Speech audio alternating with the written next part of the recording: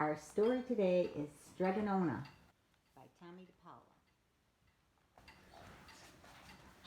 This was one of your dad's favorites.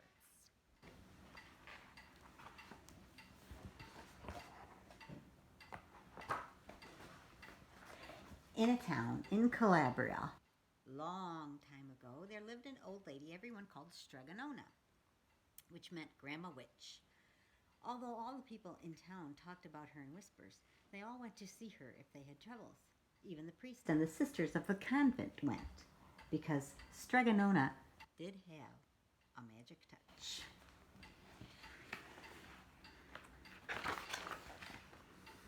She could cure a headache with oil and water and a hairpin.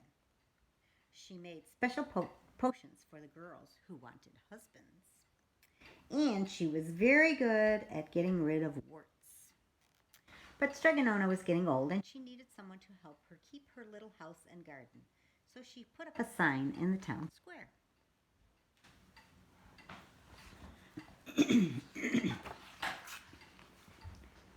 And Big Anthony, who didn't pay attention, went to see her.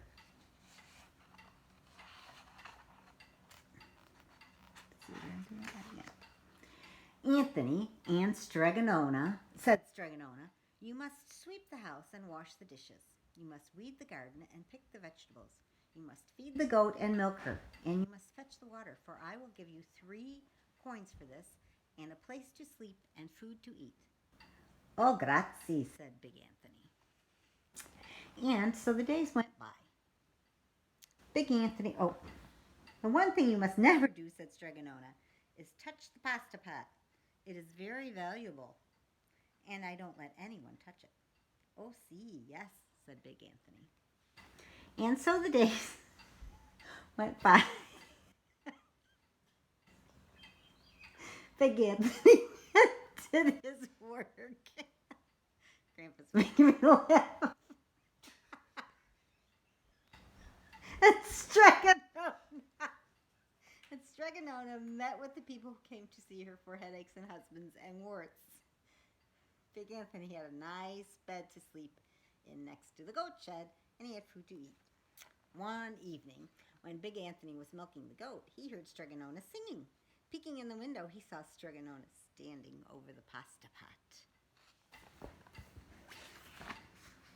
She sang, bubble, bubble, pasta pot, boil me some pasta nice and hot. I'm hungry and it's time to sup. Boil enough pasta to fill me up. And the pasta pot bubbled and boiled and was suddenly filled with steaming hot pasta. Then Strega Nona sang, enough, enough, pasta pot. I have my pasta nice and hot, so simmer down my pot of clay until I'm hungry another day. How wonderful, said Big Anthony. That's a magic pot for sure. And Strega Nona called Big Anthony in for supper. But too bad for Big Anthony, because he did not get to see Strega Nona blow 3 kisses to the magic pot.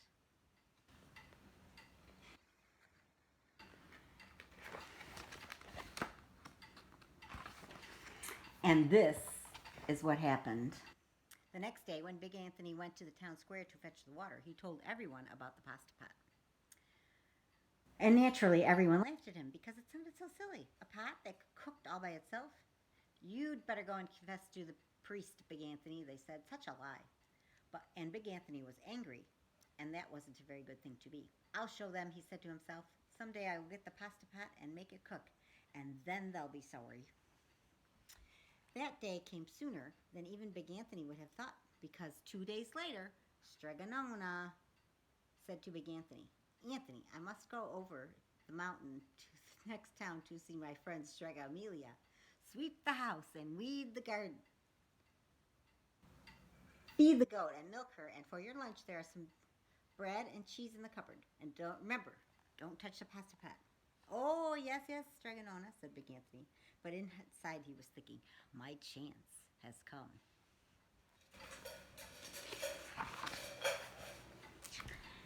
As soon as Strega Nona was out of sight, Big Anthony went inside, pulled the pasta pot off the shelf, and put it on the floor. Now, let's see if I can remember the words, said Big Anthony. And Big Anthony sang, Bubble, bubble, pasta pot, boil me some pasta nice and hot. I'm hungry and it's time to stuff, boil enough to fill me up. And sure enough, the pot bubbled and boiled and began to fill up with pasta. Aha, said Big Anthony. And he ran to the town square, jumped on the fountain, and shouted, "Everyone get forks and plates and platters and bowls. Pasta for all at Strega Nona's house. Big Anthony has made the magic pasta pot work." Of course, everyone laughed, but ran home to get forks and plates and platters and bowls. And sure enough, when they got to Strega Nona's pasta pot, it was so full it was beginning to overflow. Big Anthony was a hero. He scooped out pasta and filled the plates and platters and bowls. And there was more than enough for all the townspeople, including the priests and the sisters from the convent. And some people came back for 2 and 3 helpings, but the pasta pot was never empty. When all had had their fill, Big Anthony sang, "Enough, enough, my pasta pot. I have my pasta nice and hot, so simmer down my pot to flay until I'm hungry another day." But alas, he did not blow the 3 kisses. So he went outside, and to the applause of the crowd, Big Anthony took a bow. He was so busy listening to compliments from everyone that he didn't notice the pasta pot was still bubbling and boiling, until a sister from the convent said, "Big Anthony, look." And pasta was pouring out of the pot all over the floor of Strega Nona's house and was coming out the door. Big Anthony rushed in and shouted the magic words again, but the pot kept boiling. He took the pot off the floor, but the pasta kept pouring from it. Big Anthony grabbed a cover and put it on the pot and sat on it, but the pasta raised the cover, and Big Anthony as well, and spilled onto the floor of Strega Nona's house. "Stop!" yelled Big Anthony, but the pasta did not stop, and if someone hadn't grabbed poor Big Anthony, the pasta would have covered him up. The pasta had all but filled the little house, and out the windows and through the doors came the pasta, and the pot kept right on bubbling. The townspeople began to worry. "Do something, Big Anthony," they shouted, but Big Anthony sang the magic song again without the kisses, and it did no good. By this time, the pasta was on its way down the road, and all the people were running to keep ahead of it.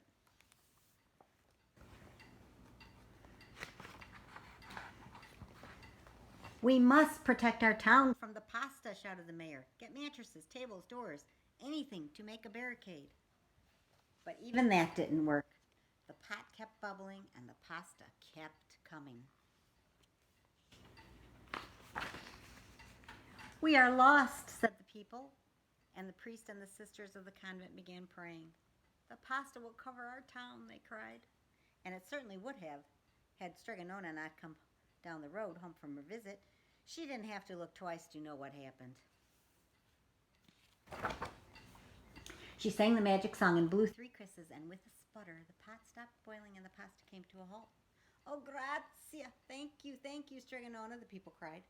But then they turned on Big Poor Anthony. "String him up," the men of the town shouted.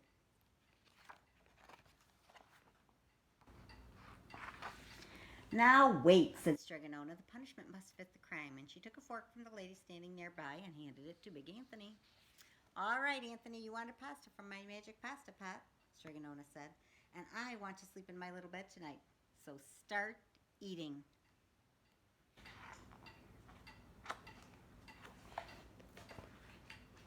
The end. Oh, and he did. Poor Big Anthony. The end.